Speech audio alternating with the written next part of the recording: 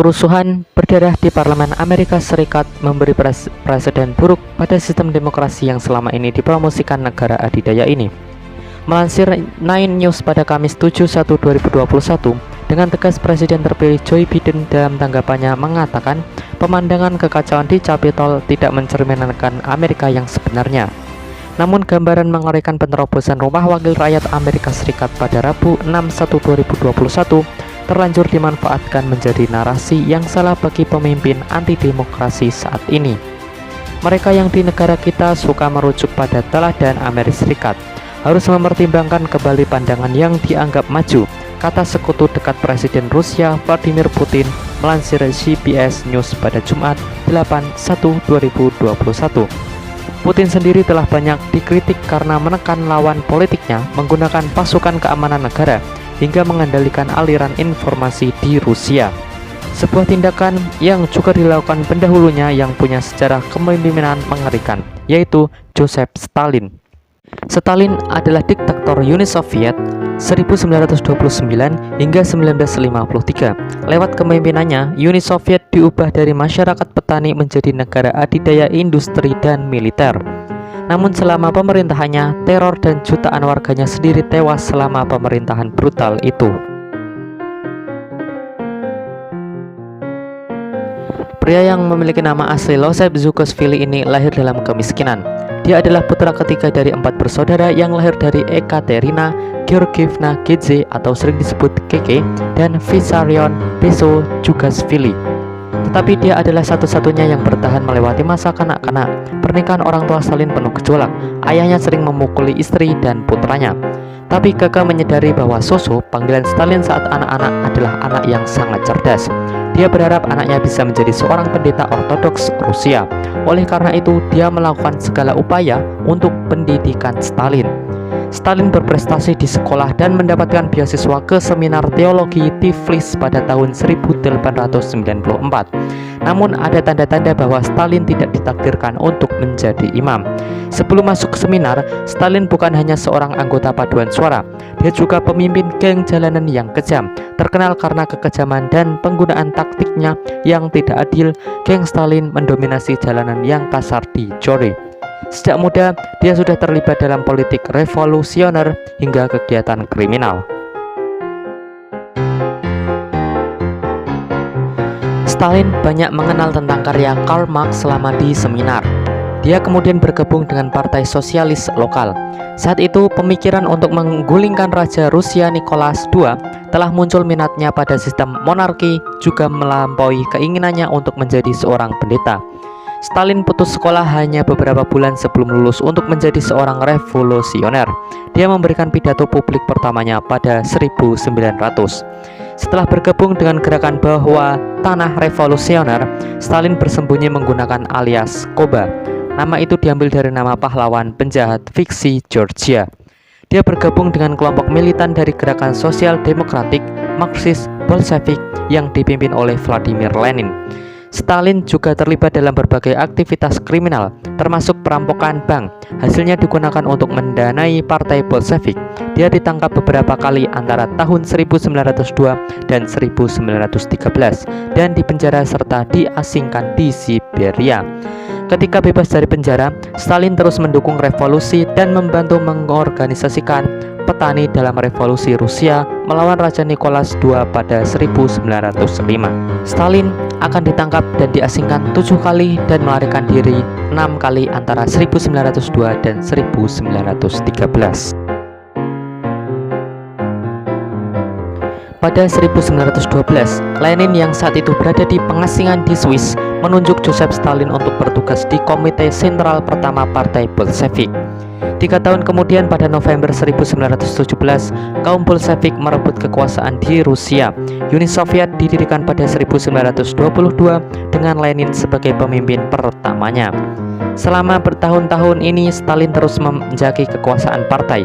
Sampai 1922, ia menjadi sekretaris jenderal Komite Sentral Partai Komunis.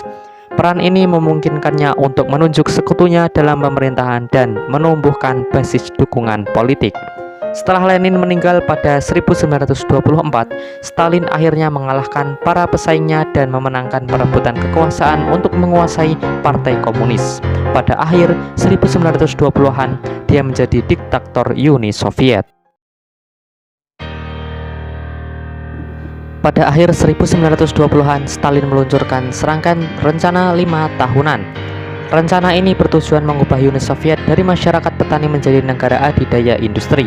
Rencana pengembangan berpusat pada kendali pemerintahan atas ekonomi dan termasuk kolektivasi paksa pertanian Soviet.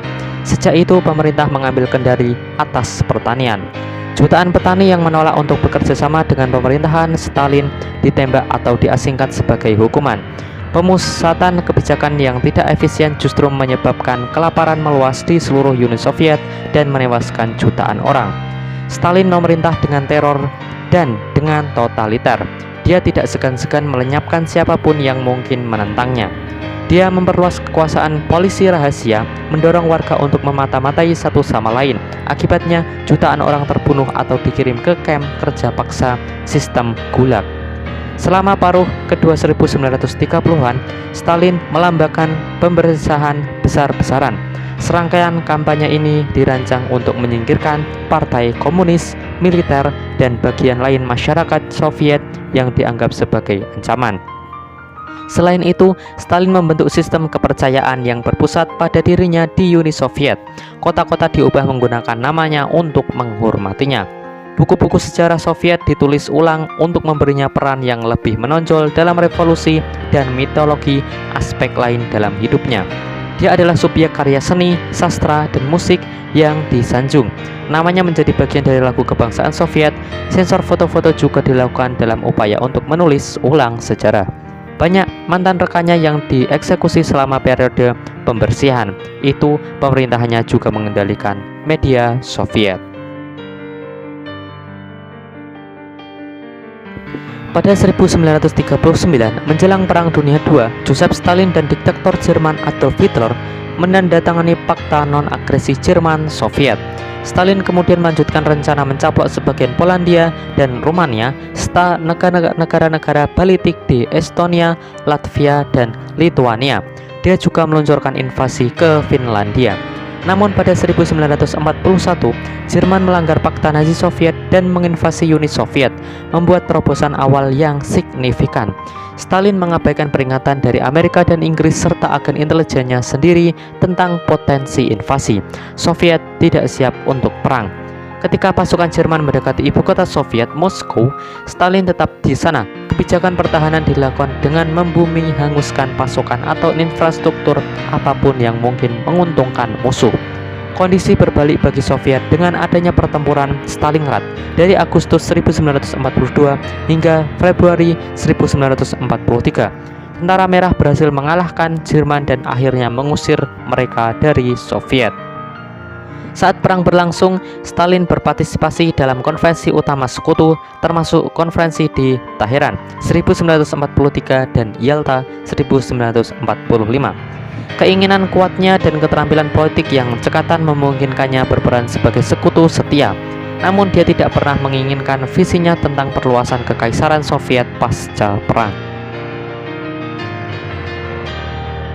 Joseph Stalin tidak melunak seiring bertambahnya usia. Dia memerintah dengan teror, pembersihan, eksekusi, pengasingan ke kamp kerja paksa, dan penganiayaan di Uni Soviet pasca perang. Semua perbedaan pendapat dan apapun yang berbau asing akan diredam, terutama pengaruh Barat. Dia mendirikan pemerintahan komunis di seluruh Eropa Timur. Pada 1949, Soviet masuk ke era nuklir dengan uji coba bom atom. Pada 1950, dia memberi izin kepada pemimpin komunis Korea Utara Kim Il-sung 1912-1994 untuk menyerang Korea Selatan yang didukung Amerika Serikat. Peristiwa itu memicu Perang Korea. Stalin yang semakin paranoid di tahun-tahun terakhirnya meninggal pada 5 Maret 1953 pada usia 74 setelah menderita stroke. Tubuhnya dibalsem dan diawetkan di Museum Lenin di Lapangan Merah Moskow hingga 1961.